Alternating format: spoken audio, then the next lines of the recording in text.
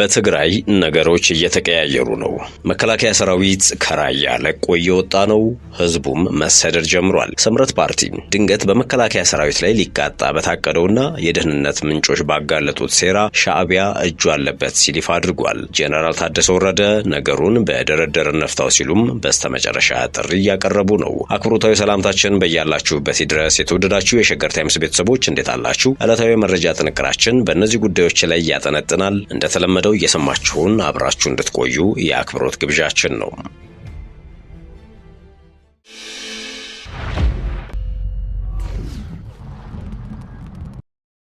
ወደ ቀዳሚ ጉዳያችን ስናመራ በትግራይ ነገሮች እየተቀያየሩ ነው። መከላከያ ሰራዊት ከራያ ለቆ እየወጣ ነው። ህዝቡም መሰደድ ጀምሯል። የኢትዮጵያ መከላከያ ሰራዊትና የፌዴራል ኃይሎች ካላማጣና ኮረም ከተሞች መውጣታቸውን እየተዘገበ ባለበት በዚህ ወቅት ነዋሪዎችም ለደህንነታቸው በመስጋት እየሸሹ መሆናቸውን ይፋ አድርገዋል። ነዋሪዎችና የአካባቢው ባለስልጣናት የፕሪቶሪያው ስምምነት ፈርሷል፣ ኮማንድ ፖስቱም ተበትኗል ብለዋል። ግጭት ይቀሰቀሳል በሚልና ታጣቂዎች የሚወስዱት እርምጃ ስጋት ፈጥሮብናል ያሉ ነዋሪዎች ወደ አጎራባች አካባቢዎች በመጓዝ ላይ መሆናቸውንም ነው የተናገሩት። የአላማጣ ነዋሪ እንዲሁም የቀድሞ የአካባቢው ባለስልጣንና በትግራይ ጊዜያዊ አስተዳደር ስር የአላማጣ ከተማ ከንቲባ የነበሩት አቶ ዝናቡ ደስታ በከተማው ውጥረት መኖሩንና ነዋሪዎች እየሸሹ እንደሚገኙ ገልጸዋል። ስማቸው እንዳይጠቀስ የጠየቁ ቢቢሲ ያነጋገራቸው ግለሰብም ከአላማጣ ሸሽተው ወደ ቆቦ መሄዳቸውን ተናግረዋል። አሁን ቆቦ ነን፣ አልጋ የሚባል የለም፣ በጣም ውድ የሆኑ አልጋዎች ብቻ ናቸው የቀሩት ያሉት ነዋሪው ቤተሰብ ያለው ቤተሰብ ጋር ወይም አልጋ ለሁለትም ለሶስትም ይዞ ነው ያለው ብለዋል። አብዛኛው ወጣት እየወጣ ያለው ታፍነው ወደ ጦር ሜዳ እንዳይሰለፉ ለማምለጥ ነው፣ ሁሉም መሸሽን የሚፈልገው ሲሉም አክለዋል። ኮማንድ ፖስቱ ማለትም የመከላከያ ታጣቂዎችና የፌዴራል ታጣቂዎች ራሳቸውን ብቻ መታደግ ጀመሩ። እነሱ ካምፓቸውን ለቀው ሲወጡ ህዝቡ በእግሩ መውጣት ጀመረ ነው ያሉት። ሐሙስ ጠዋት በአንድ መኪና የወጡ ሰዎች እንደነበሩ ጠቅሰው አሁን መኪናም ታግዷል፣ አያስወጡም፣ ንብረትም ይዞ መውጣት አይቻልም ብለዋል። የከተማው ነዋሪዎች ከረቡዕ ጥር 20 2018 ዓ.ም ምሽት ጀምሮ በእግራቸው እንደወጡም ገልጸዋል። በእግር ጫካ ለጫካ ነው የወጡት። አሁን ደግሞ የጫካውንም መንገድ ሰምተው ዘግተውታል ሲሉ ነዋሪው አክለዋል። መከላከያ ሰራዊትና የፌዴራል ኃይሎች ከካምፓቸው ወጥተው ወደ ጥሙጋ ፈግፍገዋል ሲሉ ደነገጥን በማለት በህዝቡ ዘንድ የተፈጠረውን አብራርተዋል። በአላማጣ ከተማ የተለያዩ የአስተዳደር ቢሮዎች ሰራተኞች ወደ አንድ ቦታ መሰብሰብ መጀመራቸው ከተሰማ በኋላ ወደ ማታ አካባቢ የትግራይ አመራሮች ተቋሞችን መያዝ ጀመሩ ሲሉ ገልጸዋል። መከላከያ ሰራዊትና የፌዴራል ኃይሎች ረቡዕ ዕለት ሌሊት ላይ ከ8 ሰዓት እስከ 10 ሰዓት ባለው ጊዜ መውጣት መጀመራቸውንም ተናግረዋል። ሲቪሎች ተደናግጠው ሌሊት 5ም 6ም ሰዓት ላይ መውጣት ጀምረዋል ሲሉ ለቢቢሲ መናገራቸው ተዘግቧል። ነዋሪው አክለውም ምንም ተኩስ አልነበረም፣ የሆነ ቢሮ ሲቆጣጠሩ ባንዲራ ይሰቅላሉ፣ ወደ ላይ ተኩሳሉ፣ ተኩስ ልውውጥ አልተካሄደም፣ አርሚ 24 እና አርሚ 33 የሚባሉት በከፍተኛ ቁጥር እየገቡ ነበር ብለዋል። ለደህንነታቸው ሲባል ስማቸው እንዲገለጽ ያልፈለጉ አንድ የቀድሞ የአካባቢው ባለስልጣን የፌዴራል ኃይሎች ከተማዋን ለቀው የወጡት ሌሊት 8 ሰዓት ጀምሮ እንደሆነ ገልጸዋል። አወዛጋቢ ቦታ ነው፣ ፌዴራል ነበር የሚቆጣጠረው፣ በሁለቱም ወገን ያለው የመንግስት መዋቅር ፈርሷል፣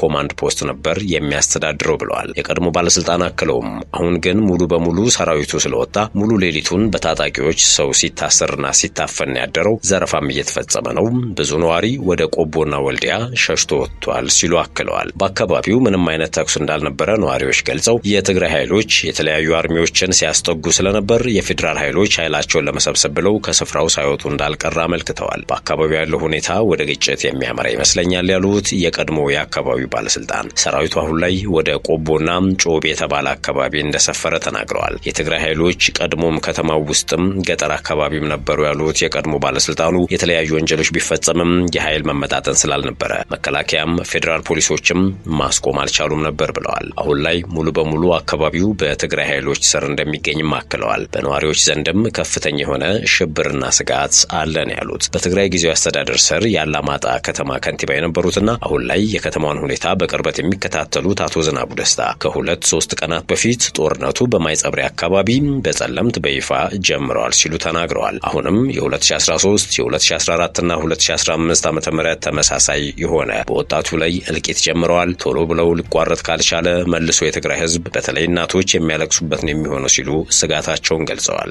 ረቡዕ ምሽት የመከላከያ ሰራዊትና የፌዴራል ኃይሎች ካላማጣ ለቀው መውጣታቸውን አረጋግጠው አሁን በከተማው ላይ ሰፊ ውጥረት አለ ብለዋል። በአሁኑ ሰዓት ሰዎች እየታፈሩ ነው ያሉት አቶ ዝናቡ ሪዞር ብሎ የሚጠራው አካባቢና ራያ አላማጣ ፖሊስ ጣቢያ አካባቢ የማሰሪያ ማዕከላት አሉ ብለዋል። ኮማንድ ፖስቱ ከአካባቢው ለቆ እንደወጣና በትግራይ ኃይሎች ቁጥጥር እንደሚገኝ ጠቅሰው ህዝቡ በተፈጠረው ነገር ተረብሾ በስጋት ውስጥ እንዳለም አመልክተዋል። የመከላከያ ሰራዊትና የፌዴራል ኃይሎች ሲወጡ የተኩስ ልውውጥ እንዳልነበረ ተናግረው አሁን ግን የጦርነት ድምፅ አለመሰማቱ እንጂ የጦርነት ድባብ ነው በአካባቢው ያለው ብለዋል። ህብረተሰቡ በትልቅ ውጥረትና ስጋት ላይ ነው ያለው፣ እየታሰረ እየተዘረፈ ነው ያለው፣ ስርዓት አልበኝነት ነግሷል ሲሉም ገልጸዋል። ቢቢሲ በዘገባው ከትግራይ ጊዜያዊ አስተዳደር በኩል እስካሁን ምላሽ አላገኘሁም ብሏል። ዘገባው አነጋገርኳቸው ያላቸው ነዋሪ የቀድሞ የአካባቢው ባለስልጣንና አቶ ዝናቡም ዝርፊያ፣ እስራትና አፈና እየተፈጸመ መሆኑን ተናግረዋል። ሆኖም ግን ዘገባው ከገለልተኛ ወገን ክሶቹን ማጣራት አልቻልኩም ነው ያለው። ስላለው ወቅታዊ ሁኔታ ከትግራይ አስተዳደርም ሆነ ከፌዴራል መንግስት በኩል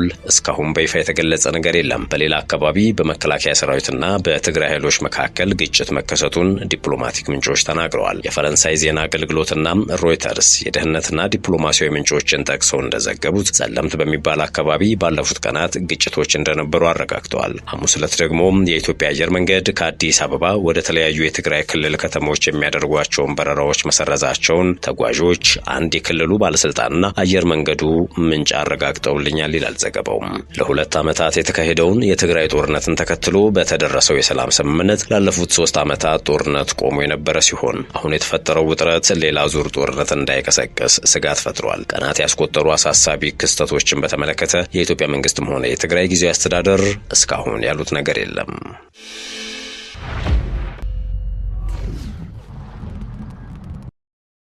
ከዚሁ ጋር ወደ ተያያዘው ሌላኛው መረጃችን ደግሞ እንለፍ። መከላከያ ከራያ ከተሞች ለቆ የወጣው ድንገተኛ ጥቃት ሊፈጸምበት እንደሚችል በመሰማቱ ነው ተብሏል። የነጌታቸው ረዳ ስምረት ፓርቲ ድንገት በመከላከያ ሰራዊት ላይ ሊቃጣ በታቀደውና የደህንነት ምንጮች ባጋለጡት ሴራ ሻዕቢያ እጁ አለበት ሲል ይፋ አድርጓል። ውድብ ዴሞክራሲያዊ ስምረት ትግራይ ወይም ስምረት ፓርቲ ባወጣው መግለጫ በትግራይ ወጣቶች ህይወት መቆመር ይብቃ ሲል ነው ያሳሰበው። የትግራይ ዴሞክራሲያዊ ስምረት ባወጣው ወቅታዊ መግለጫ በክልሉ ውስጥ የሚንቀሳቀስ አንድ የጥፋት ቡድን ሲል የጠራው አካል የፕሪቶሪያውን የሰላም ስምምነት በመጣስ ዳግም ጦርነት እየለኮሰ ነው ሲል ከሷል። ድርጅቱ በመግለጫው እንዳመለከተው ይህ ቡድን የህዝቡን ግዛታዊ አንድነትና የተፈናቃዮችን ጥያቄ እንደ ሽፋን በመጠቀም የራሱን ጠባብ ፖለቲካዊ አጀንዳ ለማስፈጸም እየተንቀሳቀሰ ይገኛል። ቡድኑ ከውጭ ኃይሎች ጋር በመመሳጠር በትግራይ አጎራባች በሆኑት አፋርና አማራ ክልሎች አቅጣጫ ወታደራዊ ትንኩሳዎችን መጀመሩንም ስምረት በዝርዝር አስፍሯል። በመግለጫው ቡድኑ የፕሪቶሪያውን የሰላም ስምምነት ሙሉ በሙሉ በማፍረስ ከኤርትራው የህግ ደፍ ስርዓት ጋር በሚስጥር በማበር ቀጠናውን ወደ አዲስ ግጭት እየመራው መሆኑን ይፋ አድርጓል። እናም በወጣቶች ህይወት መቆመር ይብቃ ያለው ስምረት ቡድኑ የድሃ ልጆችን ለጥይት ሲሳይ በማድረግ ከተጠያቂነት ለማምለጥ እየሞከረ ነው ሲል ወንጅሏል። በተለይም በጠለምት አቅጣጫ የተጀመረው ውጊያ የውጭ ኃይሎችን እቅድ ለማሳካትና የፌዴራል መንግስቱን በኃይል ለመገልበጥ ያለመ መሆኑን ገልጿል። ቡድኑ የጦርነት ዝግጅቱን ለማጠናከር የመንግስትና የህዝብ የሆኑ የተፈጥሮ ሀብቶችንና መሬቶችን ለባለ ሀብቶች ያለ አግባብ እየቸረቸረ መሆኑን ጠቁሞ በዚህ ተግባር ላይ የተሰማሩ አካላት በህግ እንደሚጠየቁ አስጠንቅቋል። ስምረት በመግለጫው የትግራይ ሰራዊት አባላት በማይመለከታቸውና ለሌሎች አጀንዳ በሚካሄድ ጦርነት ውስጥ እንዳይማገዱና ነፍሳቸውን እንዲያድኑ ጥሪ አቅርቧል። ስምረት ፓርቲ ኋላ ቀር የህወሓት ቡድን የጀመረው ሲል የገለጸው ግጭት ተፈናቃዮች ወደ ቀያቸው የማይመልስ ግዛታዊ አንድነትን የማያረጋግጥ ብሎታል። ስምረት ኋላ ቀሩ የህወሓት ቡድን ጀምሮታል ያለው ግጭት በነበረው የሐዘን ዳስ ላይ ሌላ ሐዘን የሚጨምር ነው ሲልም ኮንኗል። ኋላ ቀሩ ቡድን ከሻዕቢያ የተሰጠው ተልዕኮን በመቀበል ለትግራይ ግዛታዊ አንድነት ትርጉም የሌለው የአፋር ክልልና የጎንደር አካባቢን ያካለለ ሰፊ ጥቃት ለማካሄድ ቅድመ ዝግጅት አጠናቋል ብሏል። ፓርቲው ህዝቡን ሳያማክር የኃይል እንቅስቃሴና ተኩስ እያካሄደ ነው። ለጀመረው እንቅስቃሴ የሚያግዘው አስቀድሞ የቀበራቸውና የደበቃቸው ከባድ መሳሪያዎችን በማውጣት ወደ አፋርና አማራ ክልሎች አስጠግቷል ሲልም ገልጿል። ለዚህም እንዲረዳው ቀደም ብሎ ቀብሯቸውና ደብቋቸው የነበሩ ከባድ መሳሪያዎችን በማውጣት ወደ አፋርና አማራ ክልሎች እየተጠጋ ሲሆን ከድንቁርና ስሌቱ በመነሳትም ለዚህ ዘመን የማይመጥኑ የሚሊሻ አጋፋሪዎችን አሰልፎ ሲፎክር ይውላል ነው ያለው። የትግራይ ህዝብም ልጆቹን ከዚህ የጥፋት ሰልፍ እንዲያስወጣ አሳስቧል። ይህ የጥፋትና የሴራ ቡድን በህዝብ ስም እየነገደ የህዝቡን ፍትሐዊና ተገቢ ጥያቄዎችን ለጠባብ ፖለቲካዊ አጀንዳው መሸፈኛ ሲጠቀምበት ቆይቷል። ስለ ግዛታዊ አንድነትና ስለ ተፈናቃዮች ጉዳይ እየሰበከ በተግባር ግን የፕሪቶሪያውን የሰላም ስምምነት በመጣስ የህዝባችንን ደህንነት አደጋ ላይ የሚጥል የጦርነት ዘመቻ ጀምሯል ብሏል። የዚህ ቡድን ባህሪና ተግባሩ በተጨባጭ ሲታይ በስግብግብና ጨካኝ ፍላጎቱ ምክንያት የትግራይ ህዝብ ከባድ ዋጋ ሲከፍል ቆይቷል፣ አሁንም እየከፈለ ይገኛል ነው ያለው ፓርቲው። ህግና ስርዓትን በመርገጥ የፕሪቶሪያን ውል ሙሉ በሙሉ በማፍረስና ጸረ ህዝብ ከሆነው የሻዕቢያ ስርዓት ጋር በማበር ከተጠያቂነት ለማምለጥ ሲል አካባቢያችን በቀጣይ ሁከትና ብጥብጥ ውስጥ እንዲኖር መሰረታዊ የህዝብ ጥቅሞችን አሳልፎ በመስጠት ግልጽ የጦርነት ትንኮሳ ጀምሯል በማለትም ጀመረ። ስምረት ፓርቲ ይቀጥላል መግለጫውን። ይህ ትንኮሳ ደግሞ ስምምነት የተደረገበት ነው በማለት የትግራይ መሬት የጦርነት አውድማ ማድረግ የሚፈልጉት ሻዕቢያና ሌሎች የውጭ ኃይሎች የገንዘብና የጦር መሳሪያ ድጋፍ እንዲያቀርቡ፣ የጥፋት ቡድኑ ደግሞ የሰው ኃይል እንዲያቀርብ እንዲሁም በተፈጥሮ ሀብት በማዕድንና በሌሎች የመንግስት ንብረቶች ላይ ዝርፊያ በመፈጸም ለጦርነት ዝግጅት እንዲውል ስምምነት ላይ ደርሰዋል ነው የሚለው። በመጨረሻም ድርጅቱ የግዛታዊ አንድነትና የተፈናቃዮች ጉዳይ በሰላማዊና በህጋዊ መንገድ ብቻ መፈታት እንዳለበት በመግለጽ ዓለም አቀፉ ማህበረሰብ በሰላም አደናቃፊዎች ላይ አስፈላጊውን ጫና እንዲያደርግ ጠይቋል። ስምረት ፓርቲ የፕሪቶሪያ ስምምነትን ጥሷል ያለውን ኋላ ቀር ቡድን ሲል የጠራውን የህወሓትን ቡድን መላው የትግራይ ህዝብ በተለይ ወጣቶች፣ ተፈናቃዮች የዓለም አቀፍ ማህበረሰብ እንዲታገሉትና እንዲያወግዙት ጥሪ አቅርቧል።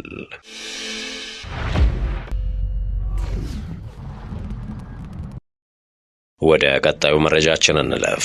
ጄኔራል ታደሰ ወረደ ነገሩን በድርድር እንፍታው ሲሉ በመጨረሻ ጥሪ እያቀረቡ ነው። የትግራይ ጊዜያዊ አስተዳደር ፕሬዝዳንት ሌተናንት ጄኔራል ታደሰ ወረደ የተፈጠረው ውጥረት እንዲረግብና ወደ ሰላም እንዲያመራ ጊዜያዊ አስተዳደሩ የሚቻለውን ሁሉ ያደርጋል ሲሉ ተናግረዋል። ፕሬዝዳንቱ ይህንን ያሉት የክልሉ ኢንቨስትመንት ኮሚሽን ጥር 21 ቀን 2018 ዓ.ም ምሽት ባዘጋጀው የአዲስ ሎጎ ምርቃት ስነ ስርዓት ተገኝተው ባሰሙት ንግግር ነው። በተያያዘም መሰረታዊ የንግድ ሸቀጦች ላይ ዋጋ ጭማሪ ለማድረግ አስቻይ ሁኔታ የለም ሲል የመቀለ ከተማ አስተዳደር አሳስቧል። አስተዳደሩ ባወጣው መግለጫ ሸማቹ ተረጋግቶ ገበያ እንዲገበያይ በማሳሰብ ተቀባይነት የሌለው የተጋነነ ዋጋ ጭማሪ የሚያደርጉ ስስታሞች ሲል የገለጻቸው ነጋዴዎችና ደላሎች አደብ እንዲገዙ አስጠንቅቋል።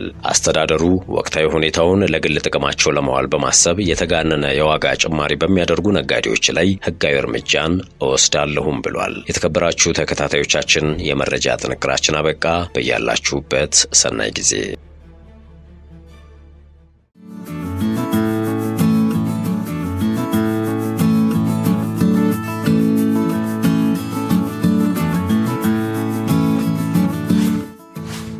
ሸገር ታይምስ ሚዲያን ሰብስክራይብ በማድረግና ደወሉን በመጫን ይከተሉን።